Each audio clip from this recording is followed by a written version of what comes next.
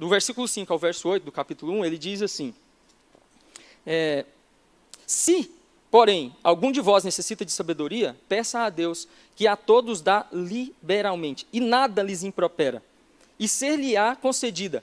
Peça-a, porém, com fé, em nada duvidando, pois o que duvida é semelhante à onda do mar impelida e agitada pelo vento. Não suponha esse homem que alcançará do Senhor coisa alguma. Homem de ânimo dobre, inconstante em todos os seus caminhos.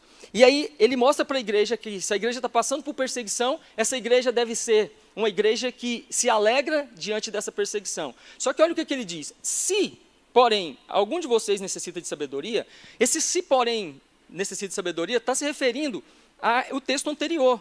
Ou seja, mas se tem alguém entre vocês que não consegue passar pelas provações e tribulações com alegria, entendendo que Deus é soberano e está no controle da sua história, então você é falto de um pouco de sabedoria. Então, peça a Deus. Se existe em nós essa falta de capacidade, ou se nós não temos essa capacidade de, diante das adversidades, olharmos e termos uma atitude, uma vida prática, de gratidão a Deus, de alegria diante disso, ele está dizendo, tem faltado alguma sabedoria. Então, peça a Deus. Você não está diante de um problema insolúvel, de um problema que não tem solução. Você está assim? Então, deixa eu te dizer aqui, o problema é esse. Então, agora faz o seguinte, pede a Deus sabedoria, que te dá liberalmente. Gente, esse termo liberalmente aqui, quando você lê ele, você vai estudar ele de maneira aprofundada, está dizendo que Deus está assim, ó, já existe uma predisposição no coração de Deus para te dar sabedoria. Não é que Deus está lá retendo a sabedoria e você tem que chegar e implorar a Deus e dizer assim, Senhor, me dá sabedoria, eu preciso de sabedoria. E Deus, não, pera, vou ver, daqui a um tempo, vamos ver como é que você vai se comportar. Não é isso. Quando ele diz assim, ó, que Deus nos dá liberalmente, a intenção do texto é nos dizer, ele já está com a sabedoria à sua disposição, basta você chegar e pegar e pedir, porque existe uma predisposição já no coração de Deus para te dar toda a sabedoria, porque ele é a fonte de toda a sabedoria. Quando nós lemos, por exemplo, Provérbios, nós vemos ali que a sabedoria, inclusive, ela é personificada. Você vai ler Provérbios, a sabedoria fala conosco como se fosse uma pessoa. Eis que estou às praças, clamando, falando para vocês, vocês não me dão ouvido. É porque a sabedoria é o próprio Cristo. Cristo já está, a Bíblia já coloca para nós que ela está à nossa disposição, bastando você apenas dizer, eu quero. Não é algo que está distante, não é algo que... O problema é que muitas vezes nos falta a segunda parte do texto, que é pedir com fé. Nós achamos que é algo difícil, inatingível. Você olha para as pessoas que são sábias, ou pessoas bíblicas, autores bíblicos, histórias bíblicas que mostram pessoas sábias, você fala assim, é muito difícil ser alguém sábio. Não, sabedoria não é conhecimento adquirido pela condição humana. Sabedoria é uma capacidade te dada pelo próprio Deus.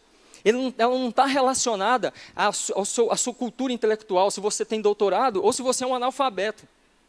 Deus pode dar sabedoria para um analfabeto e pode dar sabedoria para um doutorado. Para quem tem doutorado, sabedoria é algo que Deus te dá.